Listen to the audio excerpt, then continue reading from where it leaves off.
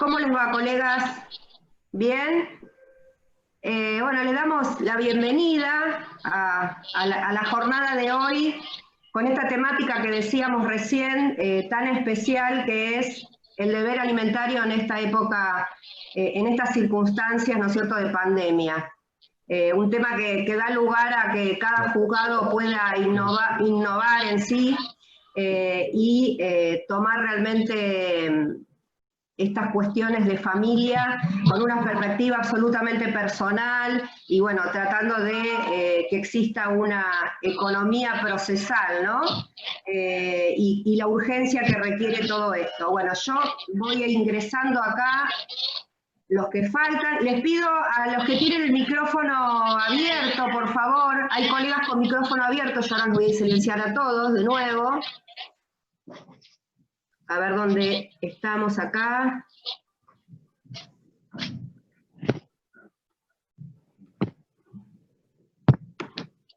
Bueno, ahí está. Bueno, les presento al doctor Marcos Córdoba, que es titular de la Cátedra de Familia y Sucesiones de la UBA, autor de numerosos libros, y la doctora Florencia Fuentes, que es especialista en Derecho de Familia, está en la cátedra con el doctor, es docente también de la UBA, y va a ser la que va a ser de moderadora del encuentro. Así que, bueno, Florencia, te dejo que presentes a nuestro invitado de honor, que creo, yo no recuerdo La Matanza, que en el colegio nuestro, creo que es la primera vez, doctor, ¿no? ¿Puede ser? No bueno, se escucha, Marcos. Porque está silenciado el doctor. Yo ahora le voy a reiniciar el audio. Lo tiene él silenciado, ¿eh? Lo tiene él silenciado. Ahí está, ¿ahora me escuchan? Sí, ahora. Decía, doctor, que debe ser la primera vez en La Matanza. Sí, la primera vez en el colegio, sí. En el colegio es la primera. Perfecto. Perfecto. Bueno, Florencia, te escuchamos.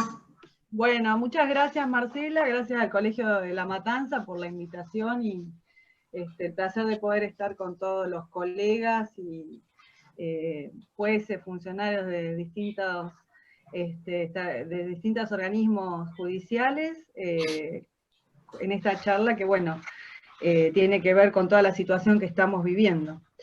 Para presentarle al doctor Córdoba, yo quería leerles un muy breve currículum, que en realidad es un poquito largo, pero dentro de lo breve que se puede hacer su currículum, para darle la introducción.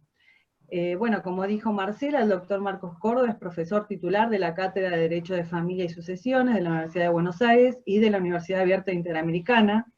También es decano de la Facultad de Derecho y Ciencias Políticas de la Universidad Abierta Interamericana. Es presidente de la Academia Internacional de Derecho y Sucesiones, es docente investigador de primera categoría del Ministerio de Educación de la Nación, es director del Seminario Permanente de Investigación del Derecho de la Persona Humana, Familia y Sucesiones del Instituto Gioja de la Universidad de Buenos Aires. A su vez, el Senado de la Nación lo reconoció con la máxima distinción, senador Domingo Faustino Sarmiento, por su obra emprendedora destinada a mejorar la calidad de vida de sus semejantes, de las instituciones y de sus comunidades en el año 2017. Por otro lado, la Ley 4871 de la Ciudad Autónoma de Buenos Aires lo declaró personalidad de la ciencia jurídica. Recibió el Premio Academia Nacional de Derecho de Córdoba, el Premio Maestro del Derecho, Colegio Público de Abogados del año 2009. Es director del Instituto de Derecho de Familia del Colegio Público de Abogados. Recibió el premio de la Facultad Mejor Tesis Doctoral de Mérito Excepcional en la Universidad de Buenos Aires. Es premio Profesor Eduardo Prayones, Mejor Investigación del Derecho Civil de la Universidad de Buenos Aires también. Premio Vocación Académica en la 37 Feria Internacional del Libro del año 2011. Es Premio Excelencia Académica de la Universidad de Buenos Aires de los años 2015 y 2018. Miembro honorario de la Academia Peruana de Derecho del año 2014. Fellow de la International Academy for the Study of the Jurisprudence of the Family del año 2012. Miembro del Comitato Científico de la revista civilística Jus Civile Messina Italia. Es director de la revista de Derecho de Familia, Sucesiones y Persona Humana de la editorial Thomson Reuters La Ley. Dicta clases en las carreras de doctorado y otros posgrados en ciencias jurídicas y conferencias en las universidades italianas de Verona, Trieste, Pavía, La Sapienza de Roma, Macerata, Torino y Bocconi de Milán, y en la Universidad Champollion de Francia y Salzburgo de Austria. A su vez es corredactor del Código Civil y Comercial de la Argentina, y por último director del Tratado de la Buena Fe en el Derecho, del Tratado de la Familia, y autor de otros libros de Derecho de Familia y de Derecho de Sucesión. A su vez, quería presentarles, aprovechar esta oportunidad que nos convoca, para contar que, bueno, hace poquito se llevó a cabo el segundo Congreso Internacional del Derecho en Circunstancias de Emergencia, y el primer Congreso Internacional de Derecho de Familia, que fue totalmente online, con personalidades de todo el mundo. Nos referimos a juristas y doctrinarios de todo el mundo, y fue realizada en el mes de mayo, los días 27 y 28, y ahí se convocó con el fin también de presentar el primer tratado de familia del doctor, que lo tengo acá, le voy a pasar el chivo, pero la verdad que son 2 tomos, que lo utilizamos mucho los que ya lo tenemos, porque en mi caso ya lo tengo, y se los recomiendo. Está coordinado por la doctora Florencia Córdoba. Así que bueno.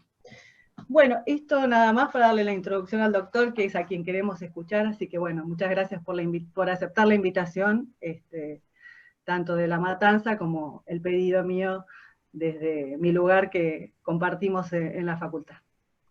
Bueno, muchísimas gracias, Marcela, muchísimas gracias, Florencia. Ustedes me agradecen a mí, y en realidad yo les agradezco a ustedes el poder dar esta charla, estar con ustedes, estar con colegas, produciendo el derecho. Estas conversaciones, creo yo, que son el mejor caldo de cultivo para producir el derecho. Nosotros tenemos que hablar de derecho, y de un derecho de una incidencia fundamental y esencial, incrementada por la crisis de salud y sus consecuencias. Vamos a hablar de aquel derecho que hace a lo imprescindible para la subsistencia, además de que una vez cubierto esto como rubro básico, también atiende otras cuestiones según las relaciones de los sujetos activos y pasivos en esta relación.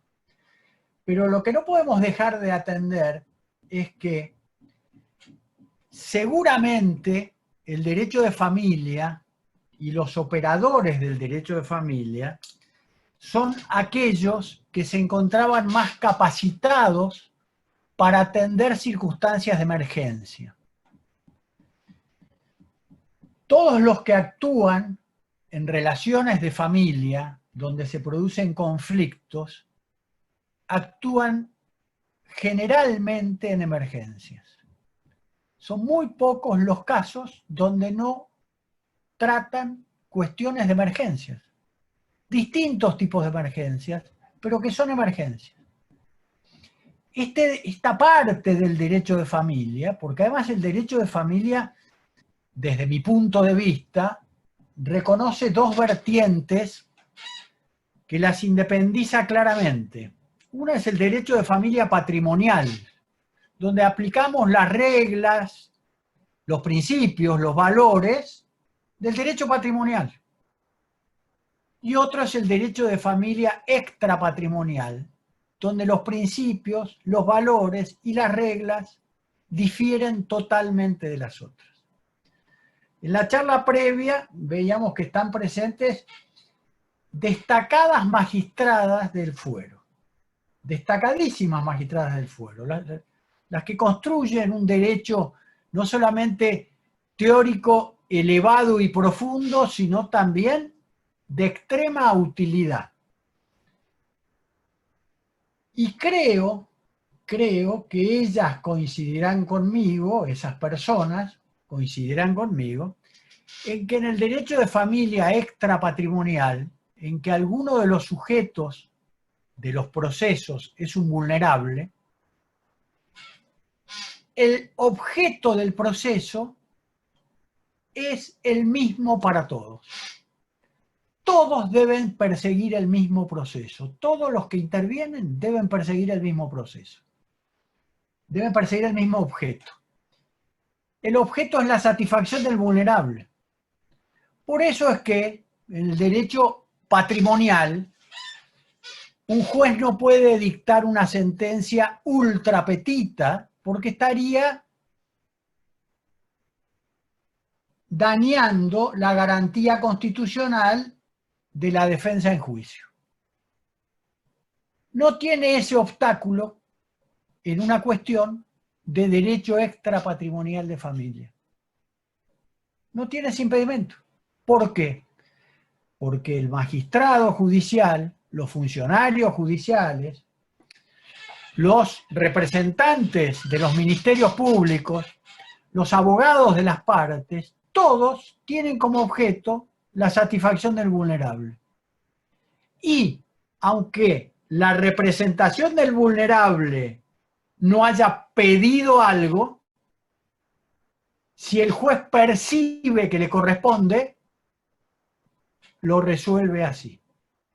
Y está habilitada a resolverlo así en ese pronunciamiento. Es decir, los principios aplicables son otros. Esa es una de las cuestiones que tenemos que tener en cuenta para comenzar a hablar del tema. El segundo elemento es que el derecho alimentario es de naturaleza solidaria y no es de naturaleza patrimonial. No es la solidaridad del solvens, es la solidaridad de aquel que se coloca en la necesidad de otro para asistirlo. El derecho de alimentos es uno de los rubros del deber de asistencia. Derecho extrapatrimonial. Seguimos con todas las cuestiones que debemos poner sobre la mesa de la consideración para que luego lleguemos a conclusiones entre todos. Otro de los elementos es que la ley es obligatoria para todos. La ley es obligatoria para todos. Y no es obligatoria para todos porque lo diga yo. Es obligatoria porque incluso si la doctora Puentes quiere, puede leer la primera parte del artículo 4 del Código Civil y Comercial y va a ver que la ley es obligatoria para todos los que habitan el territorio de la nación. Lo leo. Artículo 4, ámbito subjetivo. Las leyes son obligatorias para todos los que habitan el territorio de la República, sean ciudadanos o extranjeros, residentes, domiciliados o transeúntes, sin perjuicio de lo dispuesto en leyes especiales. Exactamente. Ahora, ¿esto qué significa? Que no vamos a encontrar ninguna otra norma en ese código, ni en ninguna otra parte de la estructura jurídica argentina, que nos diga que la doctrina de los autores es obligatoria, ni que nos diga que la jurisprudencia crea una norma general obligatoria para todos los residentes en el territorio de la República Argentina. Y aunque parezca mentira, y aunque parezca que todos esto lo sabemos y lo concebimos y lo aplicamos así, en la práctica cotidiana no es así. Y muchas veces yo hasta he escuchado profesores de derecho decir, no, eso ya no rige más, porque la sala tal de la Cámara de San Martín resolvió tal cuestión diciendo que era inconstitucional. Eso no obliga a nadie que no haya sido parte de ese proceso. No es una norma general. Ni siquiera los plenarios. Los plenarios tampoco obligan como norma general. Los plenarios obligan a los tribunales que los dictan y a los inferiores que tengan la misma competencia en todo sentido. Al punto tal, y el ejemplo clarísimo está, en que hace unos años la Cámara Nacional en lo Civil, que está ubicada a 30 metros de la Cámara Nacional en lo Comercial, pero la Cámara Nacional en lo Civil dictó un plenario que decía que la nuera viuda no era heredera. La Cámara Nacional en lo Comercial dictó uno diciendo que la nuera viuda era heredera. Por supuesto, los ciudadanos que pasan de una vereda a la otra, no están obligados ni por la Cámara Civil ni por la Cámara Comercial. Siguen ejerciendo sus derechos en base a lo que le dice la ley, porque la ley en la Argentina es lo único obligatoria para todos. No solo porque lo dice el artículo que leyó la doctora Puente, sino además porque lo dice la Constitución, que crea, aplica y establece el sistema de la legalidad. Nadie está obligado a lo que la ley no manda, nadie está privado de lo que esta no prohíbe, nadie puede ser condenado si no es en base a una norma preexistente al hecho que da lugar al proceso. Todo eso nos da un cuadro que lo vamos a cerrar leyendo el artículo 2 del Código Civil y Comercial, Florencia. Artículo 2. Interpretación. La ley debe ser interpretada teniendo en cuenta sus palabras, sus finalidades, las leyes análogas, las disposiciones que surgen de los tratados sobre derechos humanos, los principios y los valores jurídicos, de modo coherente con todo el ordenamiento. El artículo 2 del Código Civil y Comercial en realidad no provoca grandes diferencias respecto de lo que establecía el Código Civil a partir del artículo 16. Modifica un poco las palabras, ya no se habla de los principios jurídicos, sino que se habla de principios y valores. Se le da una mayor amplitud a la costumbre, que antes era solo aplicable cuando las partes recurrían a ella, ahora también, o cuando la ley recurre a ella, ahora también es aplicable cuando no hay norma, pero lo cierto es que la ley es obligatoria para todos y su interpretación comienza de sus palabras.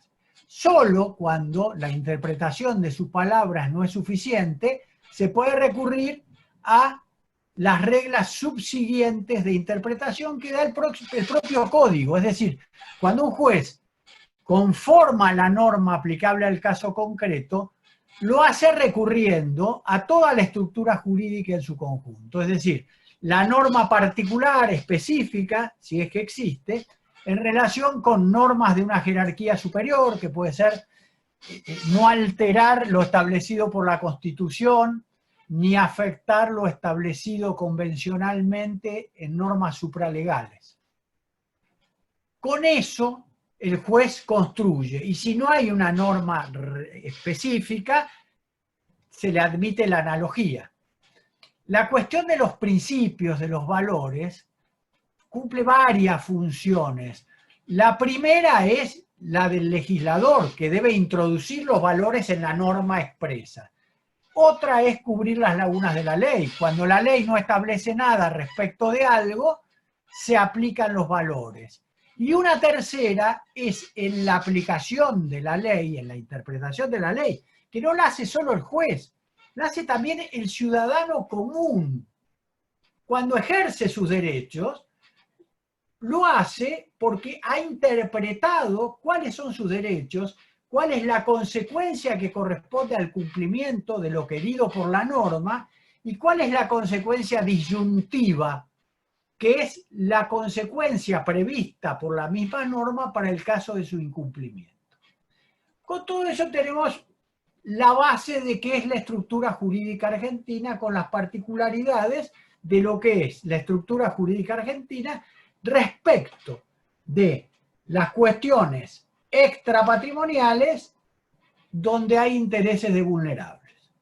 Vulnerables pueden ser por distintos motivos, pueden ser las personas que aún no han desarrollado de manera suficiente como para desempeñarse por sí mismos a título propio, los que no han llegado a la mayoría de edad. Lo puede ser por pérdida de algunas de las facultades causadas por la edad avanzada. Lo puede ser por algunas otras contingencias que de alguna manera determinan el grado de sus capacidades y su ejercicio.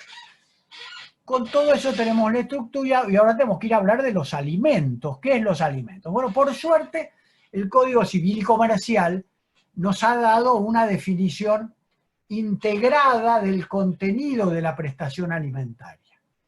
¿Por qué digo integrada? Porque el antiguo Código Civil traía tan solo en la parte de los alimentos la determinación de uno de ellos, mientras que tanto los civiles se los separaba de los alimentos que son los alimentos naturales, pero la doctrina complementaba ambas definiciones y se llegaba a la misma conclusión que hoy nos da el Código Civil y Comercial, al decirnos que la prestación alimentaria comprende aquello que es lo que es la comida propiamente dicho, la habitación, la salud, la formación integral, el esparcimiento, la protección. Ahora, hay algo notable en la República Argentina. En la República Argentina la ley es obligatoria para todos, pero la ley solamente puede ser dictada por el Congreso.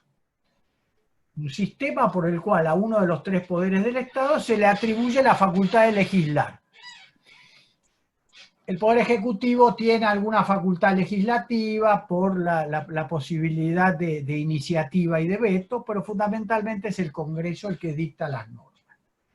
Y estamos hablando ahora de normas que son de aplicación a lo imprescindible para la subsistencia, para la salud, la comida, el esparcimiento, la habitación, la vestimenta. Son normas que requieren de un dinamismo que dé resultado inmediato. El Código Civil y Comercial nos ha traído muchas novedades respecto de lo que era la estructura de los alimentos antes del Código Civil y Comercial. Pareciera que el legislador supo reaccionar prontamente a las necesidades sociales. Eso es falso, es absolutamente falso. Como el Código Civil y Comercial no tiene notas al pie o notas en un anexo, como las había hecho Vélez respecto del código original, no conocemos las fuentes de cada uno de los artículos que componen el código. Pero les comento algo. Todas estas normas novedosas del deber alimentario que introdujo en el año 2015 el derecho positivo argentino, fueron propuestas en el año 1992 al Congreso de la Nación Argentina y aprobadas por unanimidad por la Cámara de Diputados de la Nación en el año 1993. ¿A cuáles me refiero? Me refiero a la complementación del contenido del deber alimentario. Me refiero a la responsabilidad solidaria del principal que no retiene una suma de dinero destinada a una prestación alimentaria, habiendo una orden judicial que lo determine. Me refiero a la retroactividad alimentaria si ha habido una intimación fehaciente y la acción se inicia hasta 6 meses posteriores a ese reclamo fehaciente que antes no existía. Antes los alimentos comenzaban a devengarse a partir de la interposición de la acción judicial de alimentos. Me refiero a la posibilidad de demandar a obligados de distinto grado en un mismo proceso. Me refiero a la posibilidad de reintegro. El Código Viejo lo vedaba, algo que es totalmente contrario al comportamiento probo, solidario y generoso. Si un obligado alimentario cumplía una obligación que recaía también en otros, no podía luego repetir de los coobligados. Es decir, que si alguien espontáneamente alimentaba a un hermano, no podía después pedirle a los otros hermanos participar de esto aunque puedas o aunque estés en mejores condiciones que yo. Lo cual era exactamente lo contrario de la función pedagógica de la norma. Porque la función pedagógica de la norma es provocar la tendencia al cumplimiento de la acción valiosa, el acto probo. Acá no. Acá se desalentaba a que una persona alimentara a un necesitado porque después no iba a poder hacer que participaran de eso otros obligados. Por eso se impuso esta posibilidad. En el año 1992 se creó la Comisión Federal de Juristas que tenía que unificar Código Civil y Comercial. Integré esa comisión y en esa comisión propuse estas normas. Llegaron al derecho positivo argentino 23 años después. Esto a mí me hace plantear algo que ya se lo han planteado algunos otros, incluso lo he leído en una tesis doctoral, que aunque no parezca el tema específico de hoy, pero es necesario que esto se esparza, y que se esparza entre los colegas abogados. Los abogados son aquellos que con sus planteos motivan a aquellas tendencias que marcan un camino en la evolución jurídica.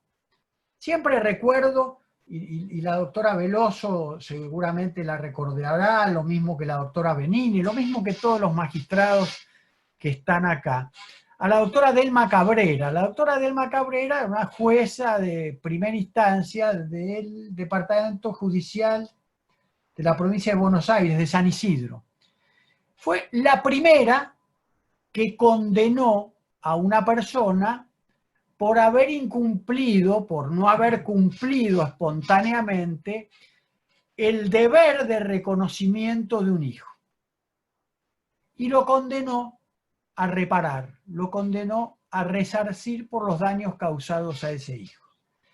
En una oportunidad dábamos una charla con la doctora Cabrera en la Universidad de Buenos Aires, y ella contaba en un diálogo parecido al que tenemos ahora, cómo había sido esa cuestión. Dice, si no hubiera habido un abogado que puso tan solo un renglón, donde decía, y debe hasta condenárselo, si es posible, a que pague por el daño moral que ha causado.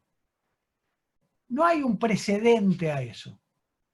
Ahora, bastó que el abogado hiciese esa manifestación para que habilitara al magistrado judicial a poder proveer eso conforme lo que resultaba de la petición.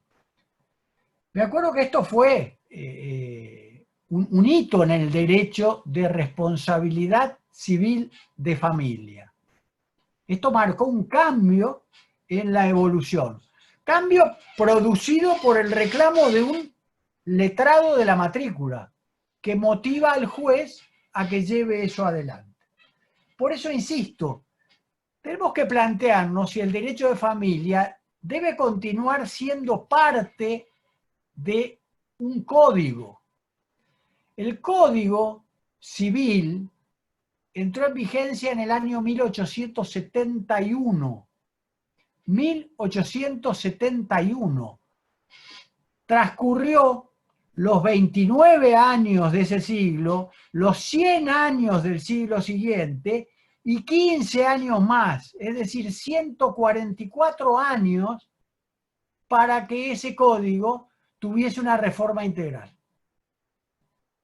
No hay ninguna norma del derecho de familia que pueda resistir esas demoras, como resistió mal el derecho de alimentos.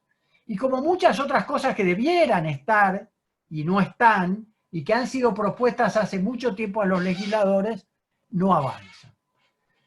Pero dicho todo esto de lo que nos ocupa para ponernos en tema, tenemos que ver cómo juega toda esta estructura en la pandemia y cómo han reaccionado los operadores del derecho. Ante las crisis, las sociedades reclaman de los juristas la organización social por la modificación que produce la aplicación de las normas ordinarias de las épocas de regularidad en la consecuencia irregular de una crisis.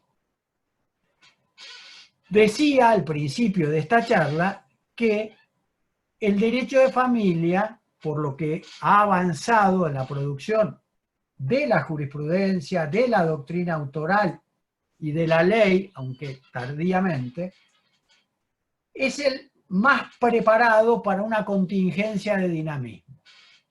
Y así lo han reconocido muy bien algunas incluso de las magistradas que están presentes, haciendo ceder el instrumento frente a la esencialidad, frente al fondo. Es decir, las reglas y los principios del derecho de fondo del derecho sustancial, están asistidas por el derecho formal, por el derecho procesal. El derecho procesal es un instrumento del derecho de los sujetos. Es más, la enorme mayoría del ejercicio de los derechos no transcurre en procesos judiciales. De todas las personas que estamos hoy reunidas acá, podríamos hacer una estadística de ver cuántos actos jurídicos hemos realizado entre todos nosotros. A partir de hoy, hay casi 150 personas. ¿Cuántos actos jurídicos hemos realizado estas 146, 149 personas en el día de la fecha? Desde que comenzamos la actividad hasta ahora, en estas pocas horas. Miles de actos jurídicos. Miles de actos jurídicos. Y me gustaría hacer una estadística. Esos miles de actos jurídicos, alguna pequeña compra, algún pequeño compromiso, el cumplimiento de un consejo a un familiar en el ejercicio de alguna responsabilidad familiar, todos esos son actos jurídicos. Ahora, ¿cuántos de esos actos jurídicos positivos o negativos, activos o pasivos, van a llegar a la judicatura y van a estar integrados a un proceso y van a ser interpretados bajo las reglas de un proceso? Es probable que ninguno. ¿O no es así? Yo les veo las caras, entonces, viéndole las caras, me doy cuenta si están de acuerdo o no están de acuerdo. Pero, ¿ustedes creen que muchas de las cosas que hicieron ustedes van a terminar siendo interpretadas por algún juez? ¿En la vida cotidiana, en lo que hicieron hoy? Probablemente no. Y sin embargo, hemos estado ejerciendo el derecho sustancial, el derecho de fondo. Y para eso lo tenemos que conocer, porque además nos imponen conocerlo. Nosotros tenemos, no podemos exonerarnos en el desconocimiento del derecho. Tenemos que conocer el derecho y para conocer el derecho tenemos que saber interpretarlo. Y no va a pasar esa interpretación por un proceso judicial, salvo que alguno lleve algún conflicto, algún incumplimiento, alguna abstención de deber, algún ejercicio que excede la habilitación legal. Si no, no llega. Por eso yo siempre me acuerdo una vez, cuando presentaba el Código Civil y Comercial, una de las presentaciones se hizo en la Avenida Corrientes del Paseo de la Plaza, un acto multitudinario, tuvieron que poner pantallas gigantes, todo, y estábamos en el mismo panel con Ricardo Lorenzetti. Y Lorenzetti tomó así un ejemplar del proyecto y dijo: este va a ser el código para resolver conflictos. Y les aclaro que con toda la preocupación que me daba decir lo que yo sentía, dije lo que yo estaba convencido. Cuando los códigos son para resolver conflictos, es porque los códigos fracasaron en su tarea o en su deber primario. Las leyes están hechas para que cada uno, conociendo cuáles son sus derechos y conociendo cuáles son sus deberes, actúen de conformidad con ellos y no resulten pasibles de las sanciones que se prevén ante los incumplimientos. Cuando la ley funciona adecuadamente, en principio no hay conflicto, salvo aquellas cuestiones de los procesos voluntarios. En definitiva, la ley la tenemos que conocer todos, la ley es obligatoria para todos. Si el buen padre de familia o la buena madre de familia o el buen abuelo de familia cumple con sus deberes de asistencia, no hay necesidad de que ninguna magistrada, ni magistrado judicial, ni funcionario intervenga, ni analice, ni aplique. Pero lo cierto es que la ley tiene que estar y lo que está en la ley de fondo son los derechos y deberes.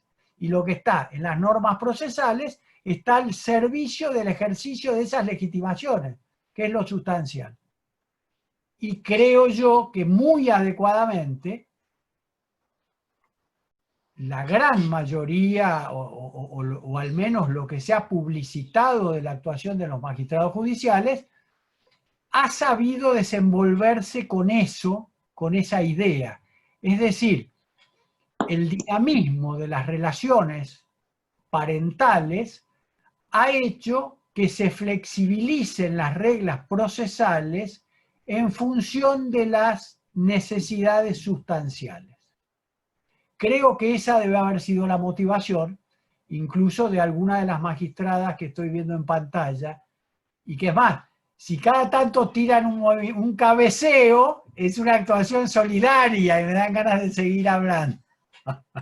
Y si no, digo, por ahí estoy diciendo algo que es un disparate y mejor tomo para otro lado. No, yo tengo la convicción de que es así y tengo la convicción de que no en todos los casos ha sido así. Tengo la comprobación de que no en todos los casos ha sido así. He visto formalismos extremos expresados en resoluciones judiciales en plena pandemia que demuestran la falta de vocación, la falta de entusiasmo hacia el conocimiento, la aplicación y la función de quienes intervienen en el derecho de familia. Ahora, lo cierto es que los magistrados judiciales que han sido publicitados por sus intervenciones, lo han hecho de manera valiosísima y de manera magnífica. La doctora Puentes recién mencionaba un congreso internacional donde, con esta modalidad no presencial, donde concurrieron más de 2.400 personas de distintos países, de Francia, de Estados Unidos, de muchos países, de Italia, de España, de acá, de Uruguay. Y en algún momento, no en mi intervención principal, pero en una charla que mantuve, por ejemplo, con Daniel Sapsay, cuando él fue expositor, en una charla que mantuve con Juan Carlos Casañe, cuando él fue expositor, yo destacaba esto, es decir, el magistrado argentino de la materia extrapatrimonial fundamentalmente ha marcado un camino que es el apto para esta contingencia de crisis, pero que vale la pena comprenderlo y aprenderlo, porque el fruto que han producido va a tener como consecuencia una aplicación posterior, una proyección posterior de eso que han sabido crear. Yo varias veces he hecho hincapié en esto. El ser humano es el único ser que tiene capacidad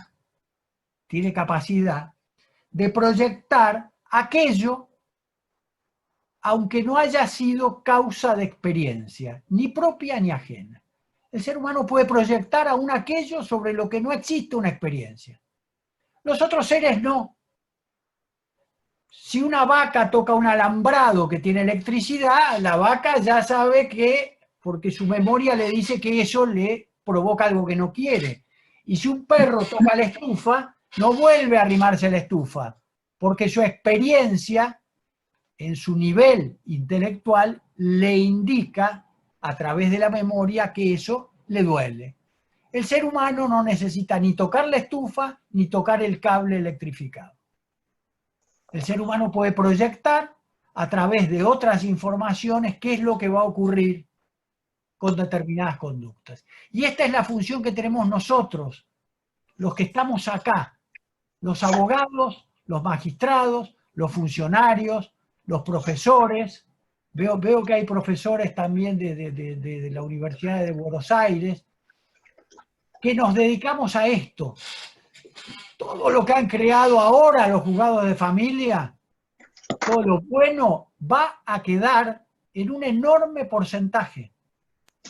Va a quedar en un enorme porcentaje de manera positiva.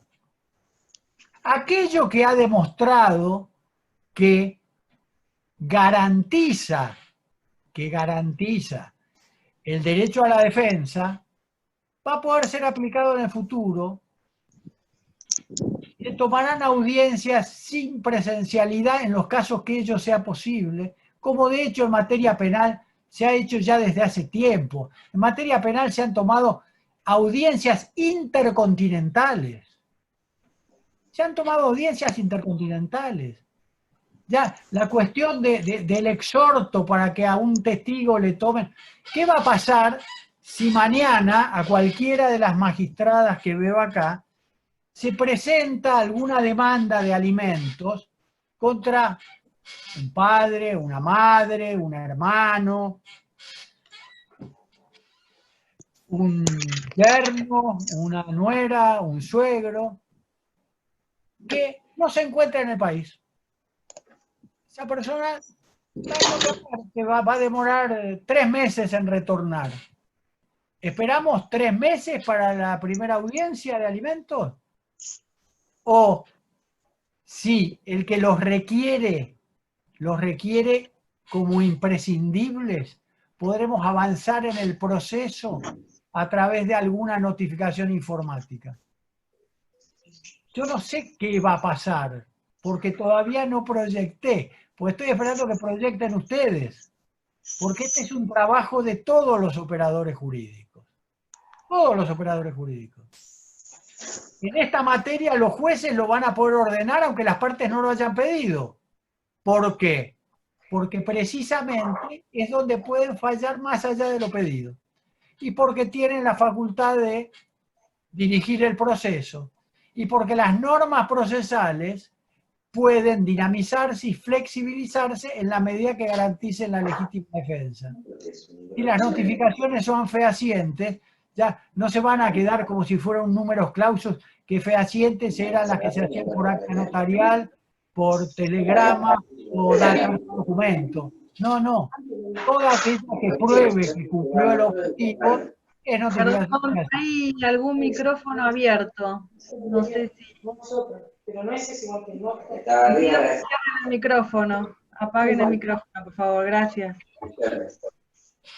En circunstancias de crisis, los jueces no es que han actuado arbitrariamente a través de creaciones caprichosas. ¿Alguien me podrá traer algún caso que sí, excepcionalmente? Como ocurre en épocas ordinarias, donde hay algún error del profesional o del magistrado o del Ministerio Público. Siempre puede haber algún error, alguna equivocación. Pero en términos generales, los jueces no han actuado arbitrariamente. Lo que han hecho es lo que corresponde hacer. Es decir, las reglas preexistentes a partir en esta materia de los artículos 537 en adelante y 658 en adelante, han sido aplicadas. Pero han sido aplicadas con integración de los principios generales del derecho, de manera tal que la crisis, la pandemia, la imposibilidad de traslado no altere los efectos regulares de la aplicación de la regla. La regla aplicada en épocas regulares no iba a dar el mismo resultado que aplicada en épocas de crisis. La integración con los principios que los jueces tienen habilitada, porque lo habilita en esta materia expresamente el artículo 2 del Código Civil y Comercial, además de las normas que establecen la oficiosidad, la intermediación, etcétera, etcétera, los jueces lo tienen habilitado y han hecho eso. No son pronunciamientos arbitrarios. Es la obligación de hacer aquello. A ver, cuando se habla de las facultades de los jueces, lo que se está hablando no son derechos de los jueces, son facultades que la estructura jurídica adjudica a determinadas personas para el mejor cumplimiento de sus funciones. Cuando se le permite a las fuerzas de seguridad portar armas, no es para que un gendarme, un policía o un prefecto se divierta tirando tiras al aire o cazando liebres. Es para que cumpla su función de precaución y de represión en caso que sea necesario. Cuando a los jueces se les dice que tiene derechos, en realidad se les están dando facultades para que cumplan debidamente aquello que les corresponde, que es su función. Y en este caso, la función es la provisión, o la función, digamos, de mayor jerarquía, es la protección de los vulnerables. En la cuestión alimentaria hay un necesitado y hay un obligado o varios obligados. La ley permite que en un mismo proceso, no es aquello que ocurría antes, que se debía iniciar un proceso y agotar un proceso contra uno, y recién cuando en ese proceso se probaba que ese no podía cumplir, quedaba legitimada la acción contra un obligado subsidiario.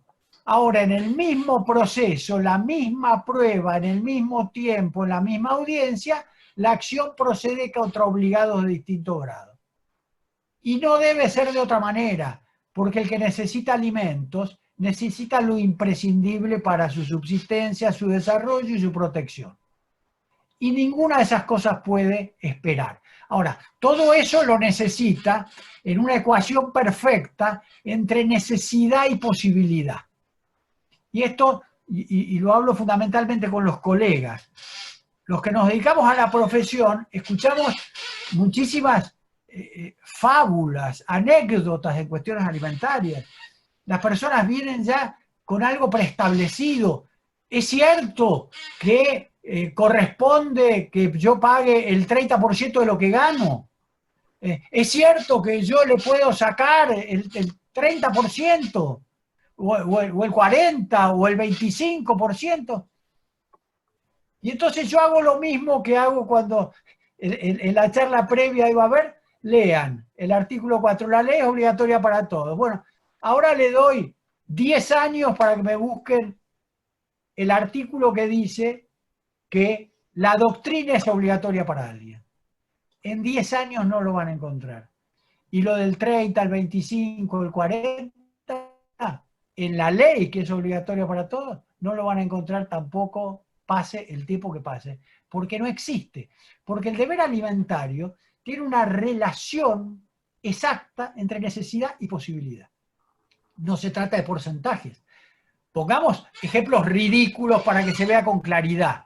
Si yo soy el señor Coca-Cola y gano $3 millones por hora y tengo un deber alimentario con un nieto que tiene 1 año, no le tengo que dar ni el 10, ni el 30, ni el 40% de lo que gano, porque eso no solamente no es su necesidad, porque le excede, sino que incluso le puede resultar perjudicial. Le puede resultar perjudicial. Ocurre en muchos casos donde los cuidados son compartidos y un chico pasa determinado tiempo en la casa del padre o de la madre que tiene muchas posibilidades económicas y muchos videojuegos y muchos entretenimientos y confort y tiene la mejor vestimenta, etcétera, etcétera. Y cuando está con el otro, no puede alcanzar el mismo nivel. Entonces ese chico integra 2 estándares distintos. Ese chico va a ver que su proyecto de vida tiene una obstaculización en los desempeños ordinarios y habituales. Se le va a crear una tendencia en algún momento de su vida a preferir aquello que más le gusta.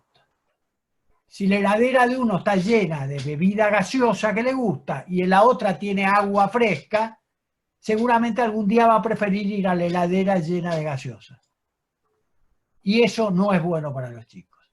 Entonces, en esos casos es donde en la obligación alimentaria, el otro obligado debe tener una colaboración con aquel que está en inferioridad de condiciones. No es solamente que le da al hijo todo lo que el hijo necesita cuando está con él, más todo lo que quiere, más todo lo que pide, sino que además debe colaborar con el otro obligado, si es que existe, de manera tal de compensar esas diferencias. No sé si soy claro, no sé si se entiende, no puedo pretender que se comparta Si se comparte o no se comparte, lo veremos después. Pero en este momento lo que me interesa es saber si se entiende lo que quiero expresar. Otra de las cuestiones que se ha dado y que se da en las consultas permanentes en este momento es respecto del cese de deberes alimentarios. Por ejemplo... Lo interrumpo un segundito porque acá están poniendo algunos comentarios y preguntas que por ahí estaría bueno, si a usted le parece, que se las transmita ahora. Bueno, a ver, la doctora Sabrina Rivelli dice que además de la colaboración... A ver si me escapó. Esperen un segundito. Estaba entrando alguien justo y...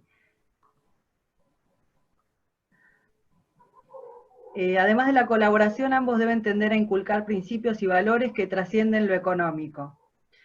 La doctora Yara Presta pregunta, es decir, ¿puedo pedir al progenitor y a los abuelos y al abuelo? La doctora Sandra Roba dice clarísimo, artículo 666. Bueno, no sé, esos son algunos comentarios que fueron surgiendo a raíz de estos últimos. Bueno, a ver, vamos por parte. Respecto de inculcar los valores, sin lugar a dudas, yo hacía referencia en algún momento de la charla a que la prestación alimentaria es uno de los rubros de la asistencia. Es uno de los rubros de la asistencia. Todo el deber de asistencia es un deber solidario, es decir, la solidaridad y solidaridad jurídica nace de la relación de familia. No quiero hacer una historia aburrida, pero nace del derecho romano, la pietas familiae, el cumplimiento de los deberes de manera adecuada, y dentro de los deberes de manera adecuada, la piedad familiar, la asistencia del necesitado. Esa solidaridad se aplica no exclusivamente en cuestiones de alimentos, por ejemplo, en cuestiones de protección, es decir, en el ejercicio de la responsabilidad parental o patria potestad antigua, etcétera, etcétera, el deber es mucho más amplio que aquello que conforma el contenido de la obligación alimentaria, que es la subsistencia, la habitación, el vestuario, la asistencia médica, pero siempre según lo que corresponde a la condición de los sujetos. Pero, por supuesto, el deber de asistencia comprende también inculcar esos principios o valores. Pero ahí también tenemos que atender a algo. Estos son temas sumamente complicados. Porque los principios y valores, esto viene también muy antiguo. Nicolás Maquiavelo, el tan criticado Nicolás Maquiavelo, decía, en cada pueblo las familias tienen características que los distinguen. Es decir, no es lo mismo la familia romana que la familia de los bárbaros. La familia de los romanos y la familia de los bárbaros difieren enormemente. Pero a su vez, dentro de cada pueblo, no todas las familias son iguales. No todas las familias de los bárbaros son iguales, ni todas las familias de los romanos son iguales. Cada una tiene sus diferencias. Cada una de las personas que estoy viendo, alguna vez habrá pensado o habrá dicho, eso que el vecino de enfrente le deja hacer a su hijo, yo no se lo dejaría hacer al mío, o eso que el vecino de enfrente le prohíbe al hijo, en realidad me parece que está mal prohibírselo. ¿Por qué? Porque existen los valores que hacen a la intimidad familiar. Hace poco yo discutía con el autor de una tesis doctoral muy conocida sobre la intimidad. Y esta persona planteaba que la intimidad era un derecho personalísimo, que la intimidad era un derecho individual. No, hay intimidades individuales y hay intimidades colectivas. Por ejemplo, existen intimidades familiares. Hay algunas cuestiones que el grupo de la familia tiene derecho a mantener exclusivamente dentro de los sujetos que la componen, sin que eso trascienda. Incluso hay intimidades que no deben trascender en ciertas sociedades donde se plantean cláusulas de confidencialidad. Y ninguno de los sujetos que firma la cláusula de confidencialidad la puede romper porque perjudica a los otros. Así como hay cuestiones que son propias de una familia en su intimidad, hay cuestiones que son propias en cuanto a los estándares de morales, de principios y de valores. Pero en realidad eso es intrascendente jurídicamente. ¿Por qué? Porque las estructuras jurídicas se basan en estándares. Existe una moral estándar, existen valores estándares. Yo durante muchos años he discutido y sigo discutiendo, impulsando esto, porque no hay ningún autor argentino, revisen los libros de introducción al derecho, de derecho privado, parte general, no hay ningún autor argentino que entre los principios generales del derecho mencione la solidaridad. La solidaridad está prevista como normas particulares, por ejemplo, en materia alimentaria, en materia del derecho laboral, por ejemplo, la crisis de la empresa, en materia de derecho concursal, donde los acreedores soportan parte de los pasivos de sus deudores, en materia de derecho aeronáutico, donde los comandantes de una aeronave deben salir en la búsqueda de otra extraviada, o de el derecho naviero, donde los capitanes de buques deben ir al rescate de los naufragados, etc. Pero no son normas generales, no es como la buena fe, que se aplica a todo. No, son normas particulares para casos concretos. Ahora digo, es además de normas particulares, es un principio general argentino. Si yo le pregunto a todos los que estamos reunidos ahora acá, ¿quién cree que actuar solidariamente es malo? Creo que no se levantaría ninguna mano. Creo que todos dirían, no, ser solidario es bueno. ¿O no es así? Estoy mirando a Susana Cazorro, a Valeria Motard, a Alejandra Reynoso, a Virginia Norsi y a Lidia, a todos. Eso no es así. Es así. Entonces es un estándar social ser solidario. Ahora, si es un estándar social, de la misma manera que lo era la buena fe, cuando no estaba en el artículo 9 del Código Civil y Comercial. Estaba establecido en normas particulares, en los derechos reales, en la interpretación del contrato, en la posesión hereditaria, pero no como regla general. Y hoy está positivizada, pero nadie negaba que era un principio del derecho. No es necesario que esté en la ley para ser un principio del derecho. El derecho no es solo la ley, es la ley más los principios. Son reglas y principios. La solidaridad es un principio argentino porque todos ustedes dijeron que sí. Y porque si hago la misma pregunta en otro lado también me dicen que sí. Lo que falta es que se positivice.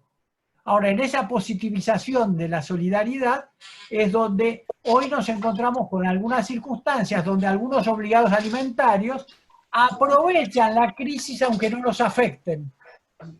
Y dicen, no, miren, yo no puedo cumplir el deber alimentario porque está cerrado el comercio. Sí, a lo mejor está cerrado el comercio, pero...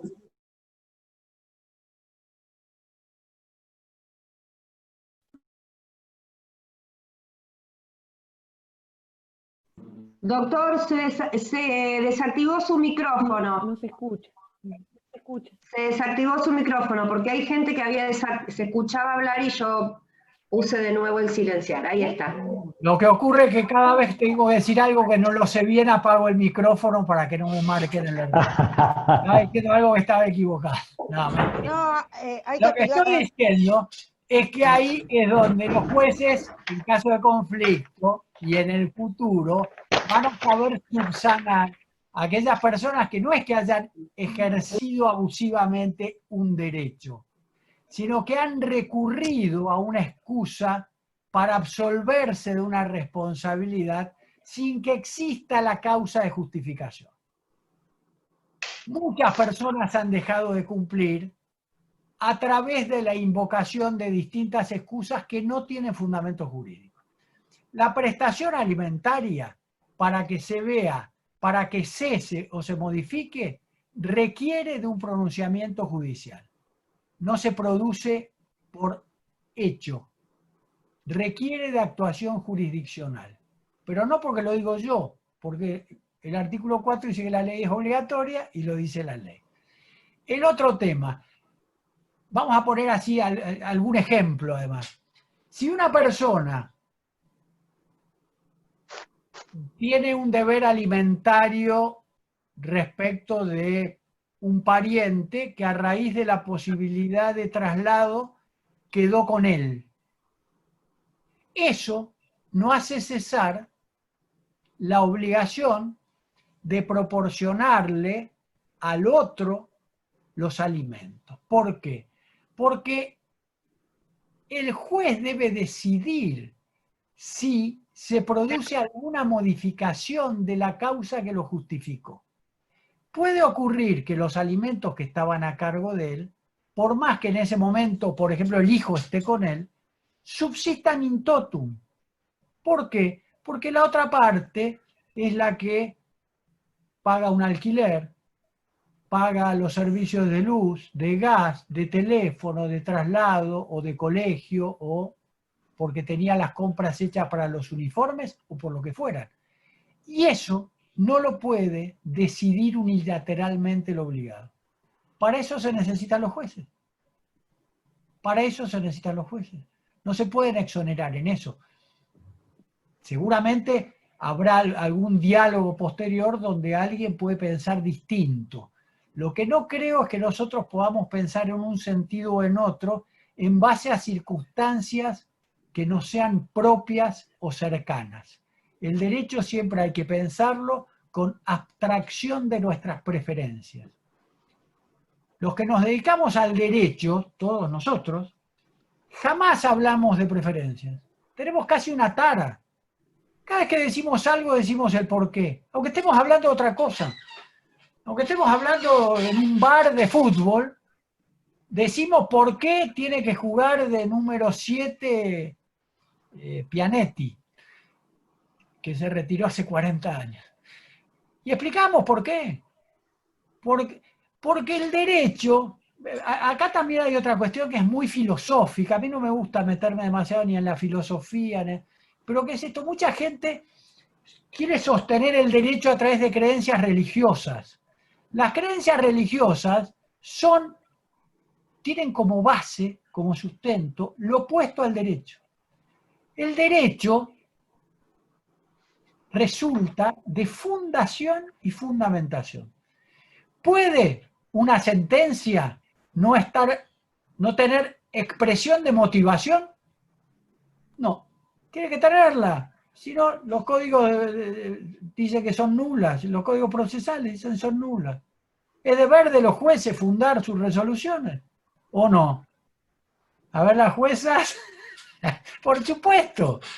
No puede la jueza decir, a mí me parece, yo creo, me gusta, prefiero. No, tiene que fundar y fundamentar. No es lo mismo fundar y fundamentar, ¿eh? Fundo, así como piedra fundamental, en aquello que me apoyo para poder relacionarlo con los hechos acreditados en el expediente de la causa. Esa es ya la fundamentación en base a fundación. Fundo en el artículo, no sé, 540 y digo, el artículo 540 dice esto y acá tengo este recibo y tengo esto y tengo la intimación previa y tengo, lo tengo acreditado más. Entonces, esa relación del 540 con esos hechos acreditados consisten en la fundamentación que provoca algo. Recién cuando leían el currículum mío decía que yo soy investigador del derecho. Es una cosa rarísima que yo sea investigación del derecho, porque yo toda la vida viví de la profesión de abogado, nunca he querido ocupar cargos públicos ni nada. Siempre he vivido de la profesión de abogado. Y el ejercicio de la matrícula parece casi lo opuesto a la investigación científica del derecho. Hace unos años vino a la Argentina una doctora, María José Lemaitre, que hace los rankings universitarios mundiales. Y se reúne con decanos. Entonces me llama a la mañana a mí para tener una reunión individual. Me dice, dígame una cosa, ¿cómo explica que usted sea investigador científico categoría 1 y ejerce la profesión de abogado? Dice, no se puede. Todo lo contrario, le digo. Yo he abastecido mucho la investigación científica a través de la aplicación práctica del derecho. Y la aplicación práctica del derecho la he logrado ir mejorando a través del conocimiento profundo logrado con la investigación científica. Entonces, a lo que vamos es que los que nos dedicamos al derecho y los que nos gusta escribir o a dar estas charlas, etcétera, etcétera, no hacemos otras cosas que provocar diálogos jurídicos de enriquecimiento. Aunque hoy no hable ninguno de ustedes, o ninguno de ustedes, porque veo hombres y mujeres, leo lo que está escrito en el chat y sus preguntas ya me indican tendencias. Sus preguntas me indican preocupaciones, motivaciones. De cada una de estas cosas me queda algo. No es que yo vengo a darles algo porque yo soy mejor que ustedes y más bueno y yo doy y ustedes me quitan. Yo doy y ustedes me dan y yo llevo, y dentro de un rato, cuando dé, ahora no sé, cuando vaya a presentar el libro de Ravivaldi, seguro que voy a meter algo de lo que dijeron ustedes acá. Es así, esa es la conformación del derecho. Se aprende mucho más el derecho en los diálogos que en las bibliotecas o en los laboratorios. Ahora, las cuestiones que más han trascendido de alimentos y pandemia, salvo groseras excepciones, han sido bien resueltas por el Poder Judicial. Los fueros de familia de las distintas competencias territoriales en general han respondido muy acertadamente, al punto tal que le han sabido marcar un camino a magistrados de otros fueros. Ayer hubo un congreso sobre este mismo tema en la Facultad de Derecho de la Universidad de Buenos Aires y hablaron, no me acuerdo bien si 2 o 3 camaristas civiles. Los camaristas civiles entienden las cuestiones de familia y las cuestiones patrimoniales. Uno era Converset, el otro era Díaz Solimine, y decían precisamente esto: fueron los jueces de familia de primera instancia, porque la familia tiene como especialidad solo primera instancia, los que indicaron el camino a seguir en la crisis de salud. Y decían algo que también yo dije hoy, y muchas de esas cosas quedan para el futuro. No se agota el uso de este derecho construido por estas magistradas judiciales. Va a tener aplicación en el futuro. Y otras soluciones en tema alimentario están dadas por las antiguas reglas. No necesitábamos de nuevas reglas. Todo se ha resuelto con aplicación de la ley. No ha habido nada que sea ilegal en las resoluciones a los que haga referencia. Todo ha tenido fundación legal. Por supuesto, reconociendo esto, la ley que el juez aplica al caso se compone con las reglas de una jerarquía alumbradas por las de las jerarquías superiores, teniendo en consideración además que las normas particulares vencen a las generales, teniendo en consideración que las normas posteriores que contradicen derogan a las preexistentes, teniendo en cuenta que el juez, cuando resuelve en base a derecho, no aplica solo la ley, sino que lo hace haciendo esa relación que hoy nos permite en mayor medida la vigencia del Código Civil y Comercial a través del contenido del artículo 2. Artículo 2 con la orden del artículo 4. Yo no sé si hay alguna cuestión específica que quieren preguntarme, pero creo que con esto, en términos generales, he dado un pantallazo de la materia. Sí, pueden ir levantando la mano, el que quiera preguntar algo, las manitos del Zoom. Acá hay las preguntas, no sé, Marce, si querés leerlas vos. Dale, o... léelas. Te nombré coanfitriona, así que bueno, vas a poder también. Ahí son algunas bastante específicas, que volvemos un poco a lo que decía el doctor, que tiene que ver con una mirada más de lo que uno, de hacer abstracción, digamos, decía el doctor, de lo que uno piensa o desearía que fuera, pero bueno, no sé, queda a criterio del doctor, si quiere se las voy leyendo. Sí. Pregúnteme todo, si es fácil, si hay alguna difícil, Y contéstela bueno, usted. vamos a ver. La mayoría de imposibilidad en alimentos se da cuando los que deben alimentos son empresas independientes y cuando están fuera del sistema, aunque poseen bienes y se atinan ante estas circunstancias, aprovechan toda situación y sobre todo la dificultad que está en la fijación del quantum. Esta es una, digamos, es como una reflexión, pero creo que también tiende a... Pero, mire, hay algo que es característico también, insisto, en quienes, a quienes su vocación los han llevado al fuero. Las personas que han ido al fuero de familia, en general lo han hecho porque han sentido un llamado hacia eso. El que ha sentido un llamado hacia eso ha sentido el llamado a dar un servicio fundamentalmente a lo que decía hoy, a los vulnerables. Por eso es que el derecho de familia tiene un gran enriquecimiento en valores, un gran enriquecimiento en principios y valores. Por eso insisto, es el que era más adecuado para las crisis, porque hoy todos somos vulnerables. Y ante la vulnerabilidad, los operadores de familia, los jueces de familia, los ministerios públicos, sabían atender la situación de vulnerables, flexibilizando principios, reglas, valores, que en muchos casos luego se llevaron a la positivización que permite el Código Civil y Comercial cuando dice, miren, estos son los deberes del juez de familia, imponiéndole deberes. En esa imposición de deberes es que los jueces de familia han sabido hacer que todo eso que relatan en la pregunta crea en el juez lo que llama la idea del juzgador, que no es una idea arbitraria, sino que es lo que se denomina la prueba compuesta, no es la prueba directa.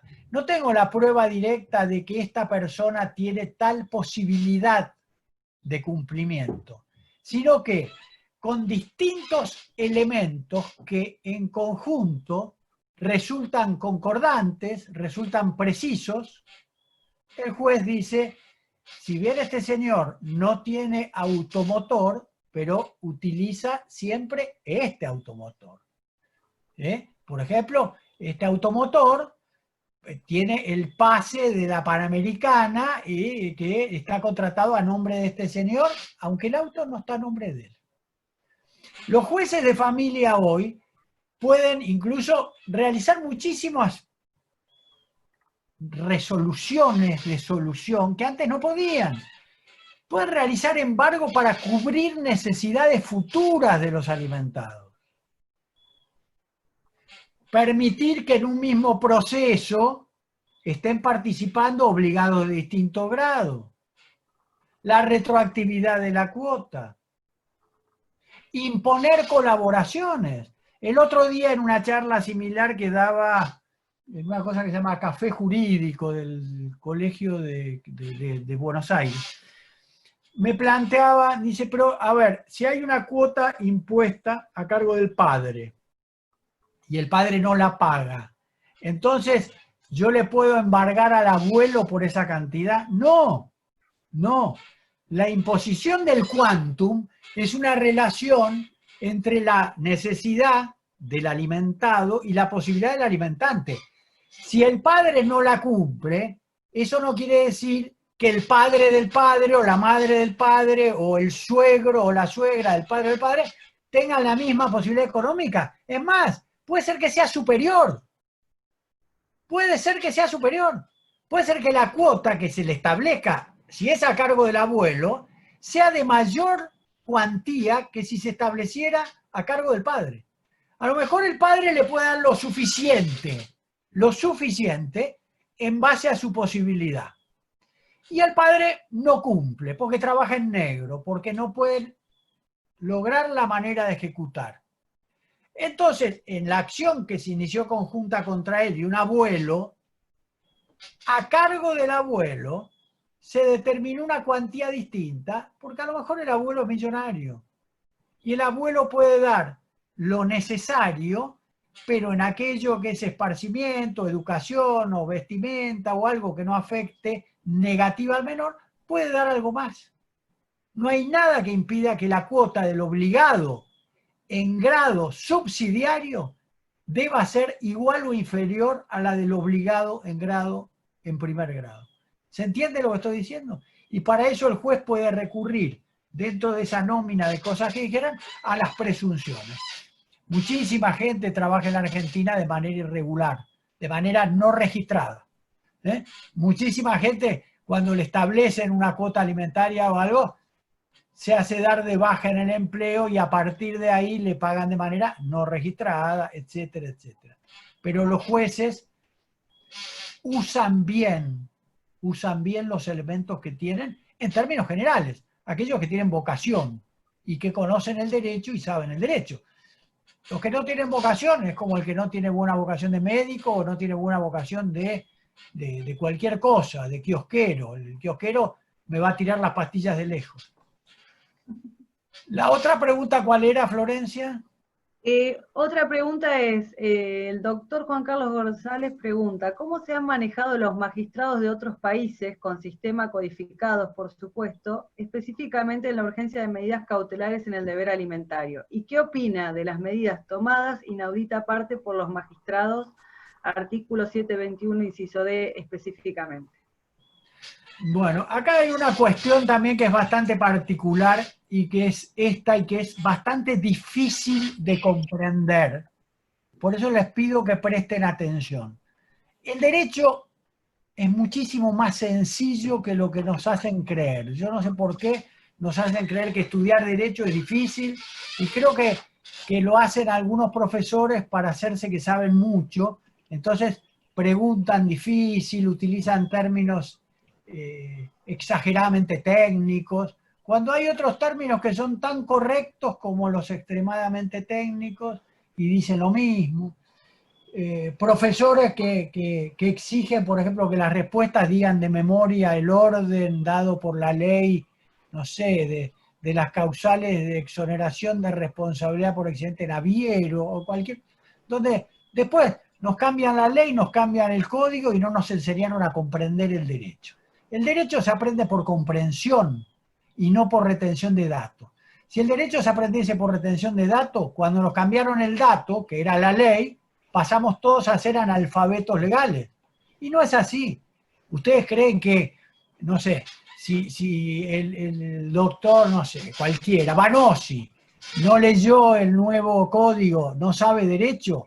Mire, aunque no haya leído el nuevo código, sabe derecho y les puede decir más o menos qué dice el nuevo código. ¿Por qué? Recién Florencia leía el currículum. Yo enseño en un montón de países. No conozco de memoria ni la ley de Argentina. No conozco, tengo una noción de la ley de Argentina y sin embargo enseño derecho en Austria, en Francia, en Italia. Tienen distintos códigos, distintas cosas. Lo que importa es comprender el derecho. En esta comprensión del derecho y en la crisis, yo tengo una amistad jurídica muy antigua, grande y fuerte con el presidente del gobierno de Italia, con Giuseppe Conte. Incluso en el Tratado de la Buena Fe que yo dirigí, escribió el profesor también. Les pido un minuto porque me están llamando a otra conferencia. No voy a poder llegar, estoy terminando acá, gracias. Perdón. El jurista argentino ha resuelto de manera más eficiente que lo ha hecho en general el jurista extranjero. El derecho argentino está sumamente enriquecido, sumamente enriquecido. Argentina, hay un privatista que dice que hoy es el más prestigioso del mundo, que se llama Guido Alpa, que ya hace muchos años, en el año 2008, en la conferencia de juristas del Mediterráneo clausuró diciendo: la Argentina es el puerto de ingreso de la cultura jurídica europea. La recibe, la adapta a las necesidades de la región la enriquece y la esparce en la región. Prueba de ello, por ejemplo, era que en Paraguay se utilizaba la letra del Código Civil argentino. Prueba de ello es que, no sé el número hoy, pero hasta hace poco en la Universidad de Buenos Aires había 3.000 doctorandos brasileros. Para que se den una idea que ese esparcimiento del derecho se produce. ¿Y cómo se produce el enriquecimiento del derecho en Argentina, del que viene de Europa? Y, por ejemplo, el Código Italiano de 1942 prevé que no se puede abusar del derecho del uso de las aguas que pasan por el predio de un propietario. ¿Por qué no se puede usar abusivamente? Porque puede usar las aguas sin afectar a los que estén aguas abajo. Es decir, ellos prevén el no abuso del derecho para una regla, para una norma específica. En el año 1954, un profesor muy conocido que se llamaba Jorge Llambías hizo un anteproyecto de nuevo Código Civil que fracasó y puso como norma general el no abuso del derecho, pero no se llevó al positivismo. En el año 1968 se crea una comisión que redacta la ley 17.711 y toma la idea de Llambías, y en la Argentina tenemos el no abuso del derecho como una norma aplicable a todo el derecho. ¿Qué es lo que ha hecho el jurista argentino, el juez argentino, el abogado argentino? Ha sabido aplicar no reglas, sino principios generales. Hay algo que también es importante saber. En la Argentina hay un criterio general de búsqueda de la igualdad. Desde hace muchos años, yo me acuerdo en el año, ¿qué año fue? En el 2015, en el año 1985 entra en vigencia la ley 23.264. Todo el mundo lo conoció como ley de patria potestad. Sin embargo, se anunció como la ley de igualdad de la familia. Entre otras cosas, la igualdad del derecho de la mujer en el ejercicio de la patria potestad.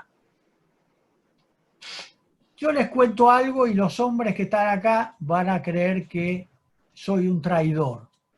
La realidad es que el ejercicio por igual de la responsabilidad parental hoy, o patria potestad en aquella época, a cargo del hombre y de la mujer, la igualdad no logra el efecto que corresponde. ¿Por qué? ¿Desde cuándo comienza a ejercerse la responsabilidad parental o patria potestad? A ver quién me contesta. ¿Cuándo comienza?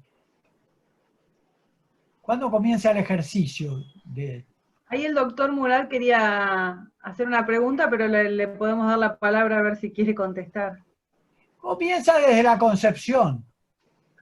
Comienza con la concepción, pues lo dice el Código Civil y Comercial. Ahí comienza el ejercicio. Es más, es tan claro eso. Hace unos años me llaman del diario La Nación, porque un juez rosarino había dictado una sentencia de alimentos en favor... Una chica que se llama Cardoso, una periodista de La Nación, me dice, doctor, ¿cómo le va? Mire, un leading case, un juez rosarino, que se llama Duto, Ricardo Duto, dictó una sentencia de alimentos en favor de una persona que no nació. Dice, ¿cómo puede ser eso si no nació? Dice, es un leading case, ¿me puede dar su opinión? Le digo, no hay ninguna novedad. Le digo, el primer deber que enuncia el código a cargo de la responsabilidad parental son los alimentos. Y además, la responsabilidad parental comienza con la concepción y es hasta la mayoría de edad y después tiene efectos residuales de asistencia, con posterioridad a los 18 años. Si una mujer embarazada va al médico y el médico le dice, señora, usted tiene que consumir hierro porque lo necesita el hijo que usted tiene en su interior para la formación de la sangre, ¿ese hierro no son alimentos para el chico?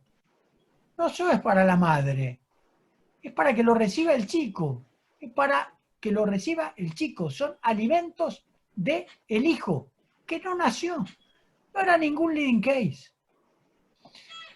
Acá ocurre lo mismo, acá nosotros tenemos que tener en consideración la primera etapa de la vida de una persona según la ley, no digo según lo que me gustaría a mí o le gustaría a cada uno de ustedes. Según la ley, la primera etapa de la vida de un ser humano, ¿dónde transcurre? ¿Adentro de quién? En la concepción del útero, dentro del útero materno. Adentro de la madre. Sin embargo, fíjense ustedes, antes en el artículo 264 quater, para que una persona que no cumplió la mayoría de edad saliera del país, tenía que dar autorización expresa, no había presunción, como en todos los otros casos. Autorización expresa el padre y la madre, ¿o no es así? ¿Alguna vez, alguna de ustedes estando embarazada en la frontera le dijeron, momentito señora, tráigame la autorización del que la embarazó? No. No, no, para. Porque las reglas no pueden vencer a la realidad. Por eso es que no se requiere. Y por otra parte, porque carecería de sentido lógico y natural y científico. La primera etapa de la vida de un hijo transcurre en el interior de la madre. Hay una relación de hecho madre-hijo que es diversa a la relación de hecho padre-hijo durante esa primera etapa. Y no estoy hablando de padre que no lo va a inscribir o reconocer, o de padre que se fue a vivir otro lado. No, estoy hablando, busquen la familia tipo más perfecta que conozcan, la familia Ingalls, si quieren. Bueno, aún en la familia Ingalls, mientras el señor Ingalls se iba no sé, a echar un árbol o domar un caballo, la criatura quedaba dentro de la mamá. Y si había algo que al comer la mamá le hacía mal al hijo, la mamá se tenía que privar de comerlo. Y el papá no, el papá seguía comiendo con lo que quería. Y si la mamá tenía que consumir hierro para la sangre del hijo, a la que le quedaba gusto a hierro en la boca era la mamá. Y si era alérgica al hierro, a la que le salía sarpullido era la mamá. ¿O no? Sí. ¿Y qué pasa cuando hay riesgo para la vida de la madre por llevar en el interior a su hijo? ¿El papá está corriendo riesgo? No. Esa circunstancia, de hecho, hace que el ejercicio igualitario no provoque consecuencia de equidad. La búsqueda no debe estar en la igualdad. La búsqueda debe estar en la equidad. Hace unos cuantos años, en el año 2013, a mí me invitaron a dar una charla en el Parlamento de Berlín. Y el día anterior se había promulgado en Francia la ley de matrimonio igualitario, poco tiempo antes en la Argentina. Y cuando yo iba a hablar, me dijeron, mire, es posible que algunos de los legisladores le hagan preguntas respecto de este tema. Y yo lo que planteé ahí es que las relaciones diversas merecen la atención del legislador. No atender las diversidades es una falta de respeto a cada una de las características propias.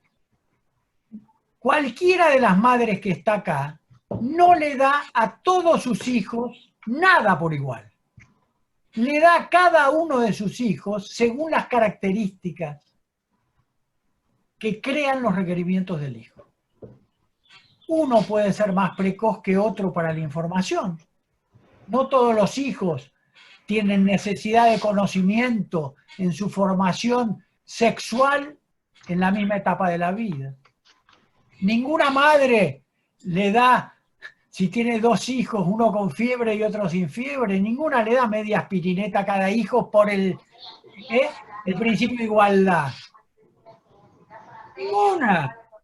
Lo que importa es la equidad, el ejercicio de la responsabilidad parental durante todo el tiempo en que está dentro de la madre. Y en los casos ordinarios, en la primera etapa de la vida, tiene que ser con una preeminencia superior de la decisión materna.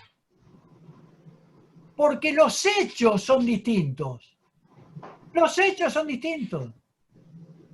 No es igual la relación padre-madre, padre-hijo, madre-hijo, en la primera etapa de la vida. La igualdad no es el medio. La igualdad es la equidad. Y sin embargo, todos hablamos de igualdad, igualdad, igualdad, igualdad.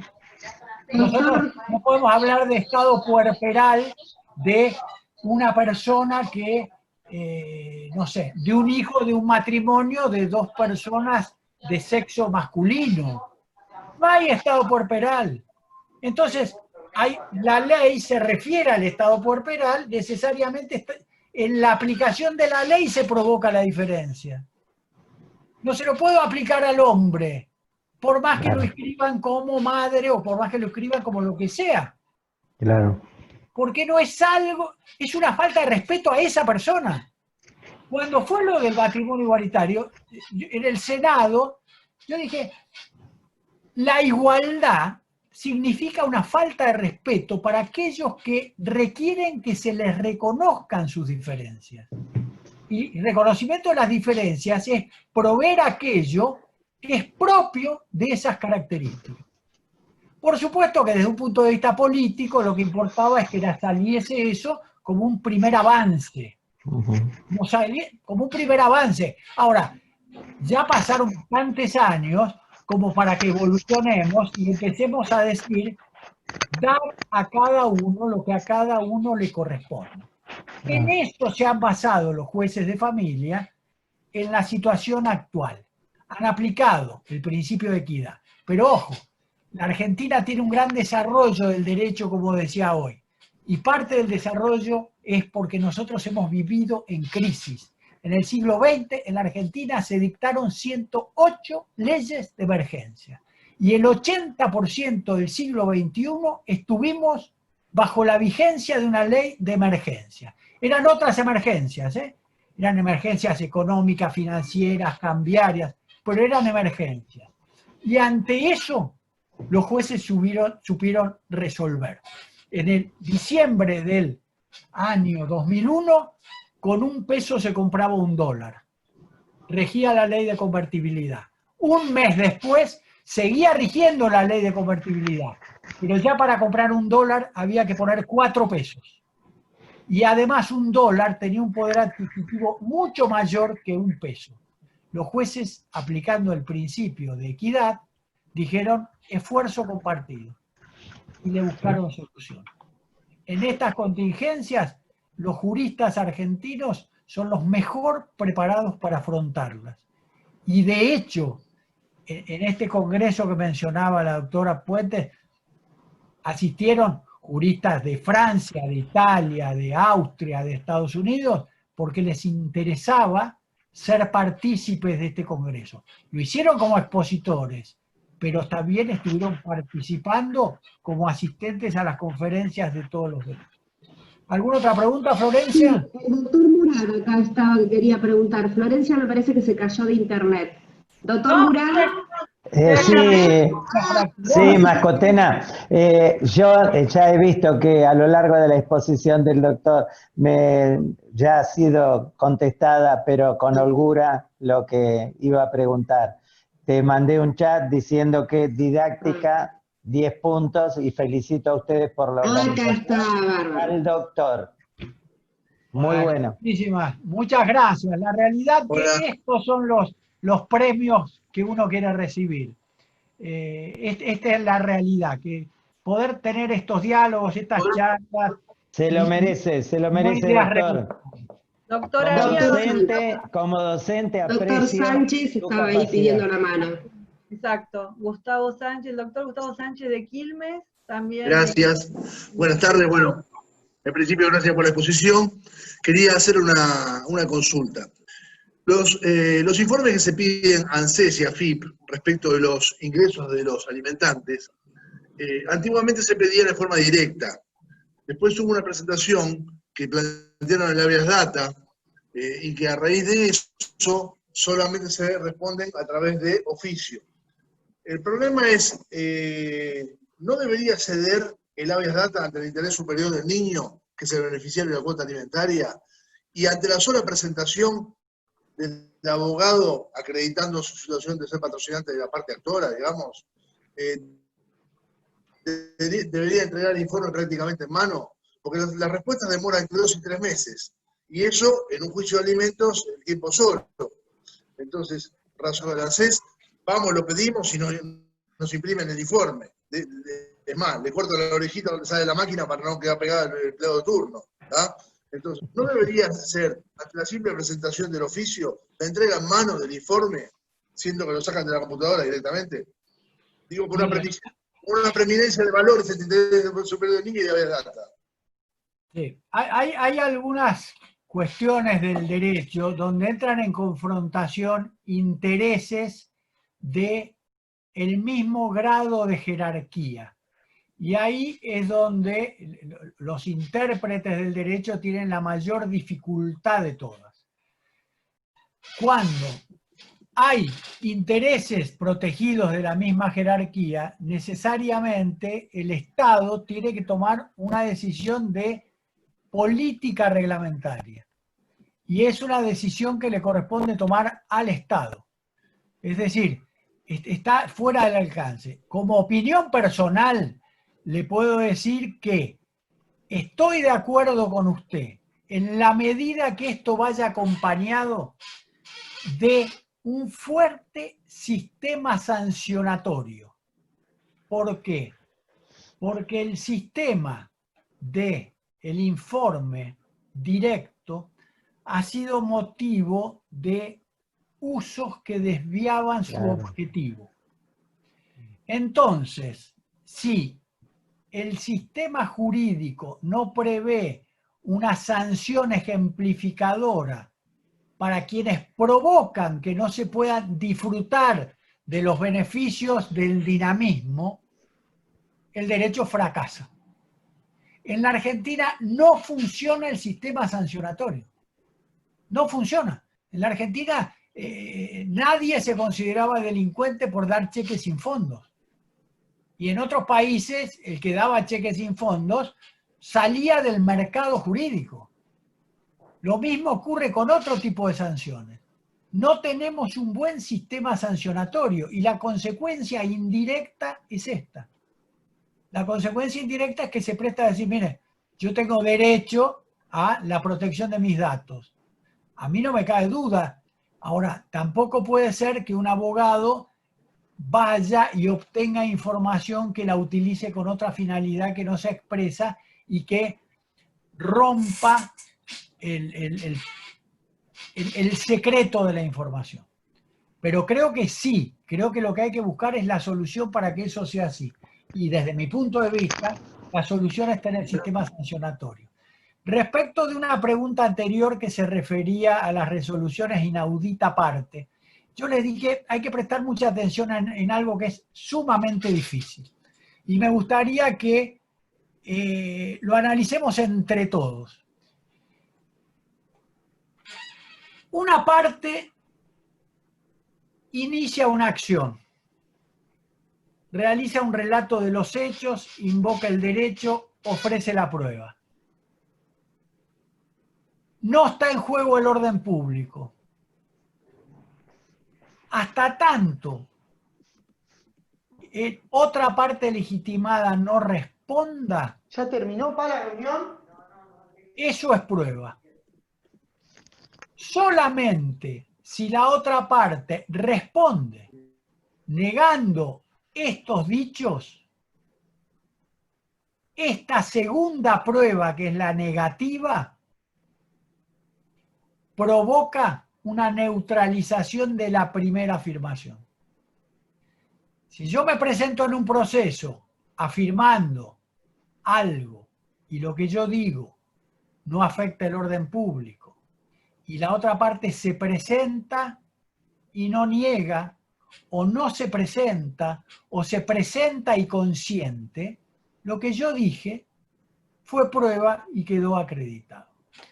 En las situaciones de familia ocurre que hay que privilegiar necesidades.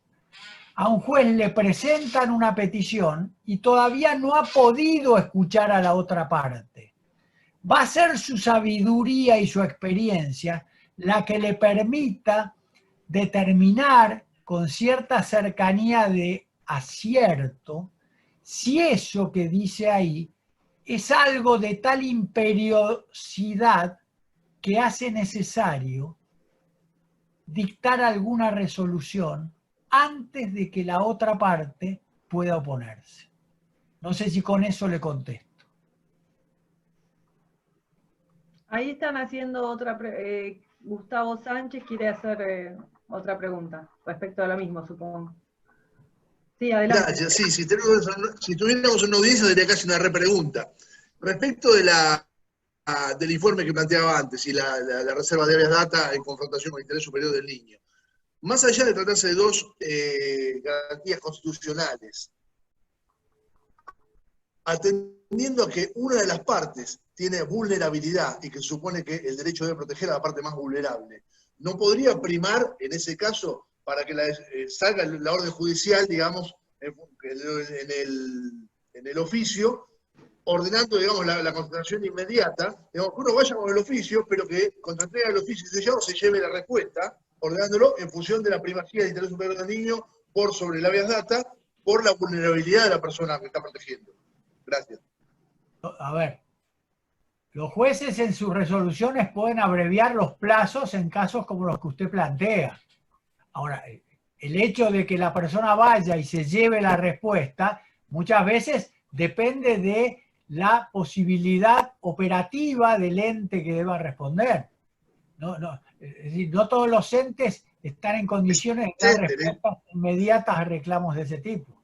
Es decir, ahora, de cualquier manera, los jueces pueden abreviar los plazos en circunstancias especiales que lo justifiquen. Por eso le hablaba yo de imperiodicidad. Bueno, ¿alguien En más? el caso de acceso a FIP, planteábamos es poner enter a la pantalla, colocar el número de cuida y poner enter a la pantalla y imprimir, porque sale instantáneo el informe. Gracias, de todos modos, por la respuesta. No, pero a ver, sí. Sale instantáneo el informe, además el informe que ya haya estado cargado como primer medida. Segundo, sale instantáneo el informe, pero adelante suyo en la cola debe haber unas cuantas personas, atrás suyo debe haber otras, debe haber personal licenciado, personal enfermo, personal que no está. Por eso depende de la capacidad operativa de cada ente. Eso sí. Eso sí. El doctor Murat creo que también estaba con la manita levantada, ¿o es la de hoy? Me parece que es la de hoy, ¿no? Me parece que sí, está inmovilizado ahora. Y hay una pregunta que agregaron al chat recién. Dice, la falta de acreditación de los ingresos del alimentante como demandado, ¿le es aplicable la fijación de alimentos provisorios? No, se me fue la pregunta, perdón. A ver, respecto a los alimentos provisorios, creo yo que en términos generales ha habido una evolución en la doctrina jurisprudencial. Hasta hace relativamente poco tiempo, los alimentos que se fijaban en esas circunstancias eran de sumas ínfimas, insuficientes, precisamente porque no había habido ninguna participación ni posibilidad de participación de la otra parte. Pero eso se ha modificado en la actualidad. En algunos casos creo yo que precisamente porque del relato y de las pruebas ofrecidas, etcétera, etcétera, surgen elementos suficientes que crean presunciones que son necesarias. También he visto algunos pronunciamientos que me han sorprendido, donde se han fijado alimentos provisorios en sumas millonarias. Les aclaro que nada me ha afectado a mí ni a mis clientes de lo que estoy relatando, ¿eh?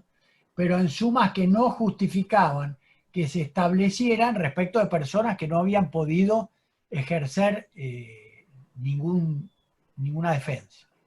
Es decir, en eso el juez tiene que ser sumamente criterioso. El alimento provisorio tiene que ser suficiente si hay elementos que acrediten esa necesidad. No puede ser insuficiente por ser provisorio. Una pregunta, doctor, y esta la hago yo.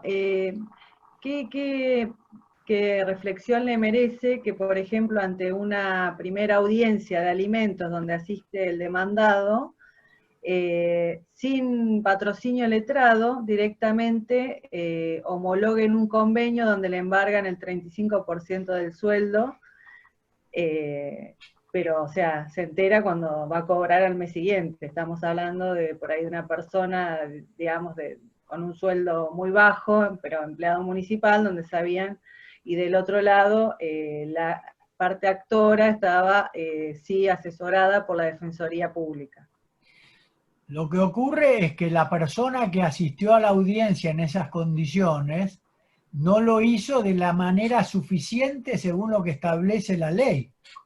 Es decir, debió haber estado patrocinada o representada o hacerlo personalmente y con representación, con asistencia letrada, de cualquier tipo. Claro. Su intervención tenía que ser con asistencia letrada. Técnicamente inasistió y la resolución judicial es tomada como que inasistió. Bueno, pero por eso, o sea, podría ser pasible de nulidad esa sentencia que homologa un convenio de esa forma, donde específicamente dice que la audiencia yo creo que patrocinado. Yo creo que se tendría que haber dictado no porque por homologación, sino por resolución. Sí, sí, por la No resolución. homologatoria, sino en forma de sentencia de la Corte. Hablando de esto de la equidad y que siempre la persona más vulnerable es el alimentado, por supuesto, pero hay determinados abusos que a veces se generan. No siempre el alimentado es vulnerable. Generalmente lo es, pero no siempre. Claro. No siempre. Bueno, generalmente uno de los, a veces me pasa en el juzgado que cuando se denuncia un caudal económico del alimentante muy excesivo, la cuota alimentaria, la provisoria es muy alta, y después cuando llegamos a hacer el proyecto de sentencia no sabemos qué hacer porque estuvo pagando, no pudo acreditar realmente ese ingreso, entonces ahí nos quedamos con una cuota que a veces es el 30% de lo que era la cuota provisoria. Tiene que haber también una responsabilidad de la persona que pide alimentos con respecto al caudal que denuncia, ¿no es cierto? Yo comprometerse a acreditar. Yo insisto en eso. Yo creo que en la Argentina lo que falla es el sistema sancionatorio en todo sentido. Miren, muchas veces hasta en la actuación maliciosa nuestra, de los profesionales, no se aplica el sistema sancionatorio, entonces se actúa de manera maliciosa. Hoy, los pobres magistrados judiciales, entre otras cosas, muchas veces son víctimas de una estrategia de agresión al magistrado. Se utiliza la denuncia contra los magistrados, el pedido de desplazamiento, denuncia, como un sistema, como una estrategia. De la misma manera, pedir exorbitantemente a sabiendas de que no corresponde, tiene que tener una consecuencia. A ver, si fuera un proceso de otro tipo, patrimonial, yo cargaría con las costas de todo aquello que pedí en exceso. Ese sería el principio general. No en este tipo de proceso. No, hacer un breve aporte a lo que dijo Florencia, que nos pasa mucho que en etapa previa la gente viene sin letrado a las audiencias y no quieren tener letrado, porque uno les ofrece la defensoría y no quieren. Y la Cámara de Junín ha dicho que los considera que están asesorados por el consejero de familia, porque está dentro de sus funciones. Y de esa manera homologar un acuerdo o cerrar una etapa después de dictar sentencia, considera que no habría ningún tipo de nulidad. Pero es un gran problema frente al que pide los alimentos la otra parte que viene sin patrocinio letrado y que no quiere tener patrocinio letrado. Claro. Y no va a la defensoría y no nos permite avanzar en el proceso. Eso también para evaluar la otra parte, ¿no? Sí. Simplemente quería aportar esto porque nos plantearon la nulidad y la Cámara considera que no hay nulidad por estar dentro de las funciones del consejero de familia. Claro, que eso generalmente, contestando a Guillermina, sí, suele pasar, ¿sí? Pero cuando asisten a la defensoría muchas veces no le da el monto porque cobran un sueldo, aunque sea no muy excesivo, o sea, un monto bastante bajo, pero todavía aún no para ser tomado por la defensoría, como era este caso en particular. Con lo cual, o sea, entre eso y tener que pagar un abogado, quizá decidió, bueno, o sea, aceptar, pero sin saber que por ahí las consecuencias que le podía efectivamente causar a futuro. Por eso sí, cada caso particular, obviamente. Claro, igual en las citaciones uno les pone que tiene el colegio de abogados, que tiene la defensoría, o sea, todos los lugares donde pueden concurrir, y aún así, en muchos casos, vienen, dicen que ellos no quieren poner abogado, y uno se encuentra con la persona que pide alimentos y con la otra parte que no quiere. ¿Por qué la homologación? Porque la voluntad de esa persona que no estuvo asistida es una voluntad que no tiene una expresión perfecta en los términos legales. Los términos legales es que tiene que tener asistencia letrada y no la tiene. Entonces, ¿por qué no resolver sin homologar? Sí, el juez puede resolver sin que sea una sentencia homologatoria. Claro, pero lo que pasa es que tendría que ir al juicio de alimentos. No terminaría en la etapa previa. Sí. Y perdemos tiempo. Esa etapa preliminar, el paso siguiente, ¿cuánto tiempo se cumple? ¿En 24 horas? No, hay que hacer el juicio. Nosotros mandamos a etapa previa el juicio antes del 636. Sí. Lo solucionamos antes y no llegamos al 636. Sí, pero a ver, vuelvo a insistir. En realidad se soluciona porque la Cámara está diciendo que el consejero suple la función del asistente.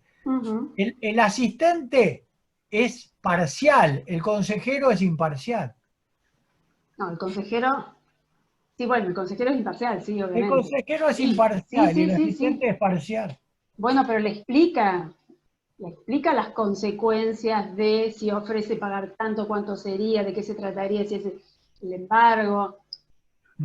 También entiende que no quería decir algo. La doctora Veloso, a ver, me interesa ver que justo iba a aportar algo. No, gracias. Yo coincido, para mí la única posibilidad es una resolución. Alguien sin patrocinio de ninguna manera puede homologarse, desde ningún punto de vista. Ni aunque lo diga la Cámara, es una barbaridad. No hay expresión suficiente de voluntad. Como dice acá el doctor Córdoba, entiendo yo, humildemente, lo único es una resolución. Provisoria, no provisoria, pero para mí en ese caso solo una resolución judicial. Guillermo. Sí. A nosotros nos ha pasado que le hacemos saber de que tiene que presentarse con abogado, que si no se presenta con abogado se va a tener por conformada su voluntad con eso que ofreció, y hemos sacado la resolución y las han confirmado. Hacemos todo ese trayecto. Bueno, si no hay ninguna pregunta más, le vamos a agradecer al doctor. Le vamos a dar un buen aplauso. Sí.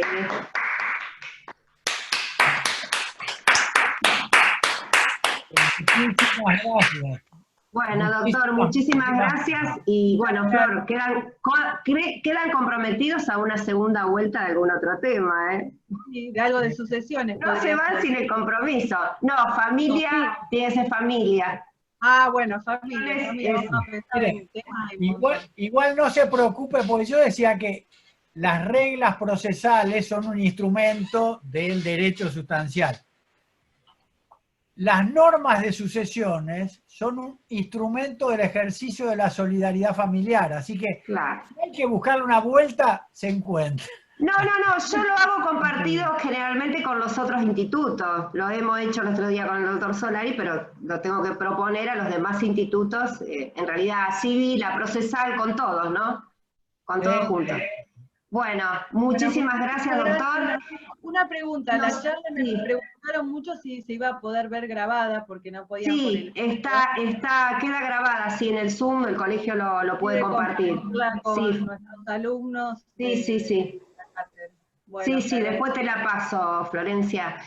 Bueno, los invito, mañana está la jornada preparatoria del precongreso de abogados de la UBA a las 15 horas.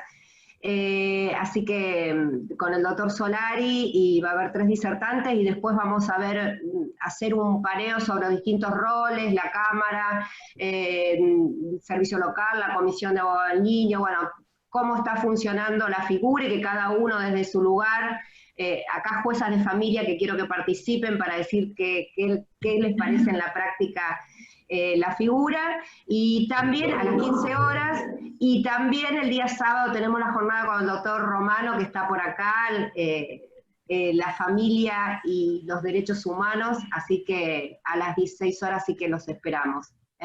Y muchas gracias. Romano, y Florencia también. El doctor Romano dejó saludos para el doctor Córdoba, pues tenía que irse a otro Zoom. Están los dos corriendo con los Zoom. Y bueno, yo muchísimas gracias y siempre a disposición. Muchas gracias. Bueno, y gracias a todos los colegas que participan. Gracias, Marcela. Gracias. Gracias a todos. Gracias. Vamos cerrando entonces. Bueno, gracias Marcela, felicitaciones. Gracias a ustedes. Gracias, Marcela. Gracias Marcela. Gracias. Chao, chao. Excelente, gracias. Chao. Hasta pronto.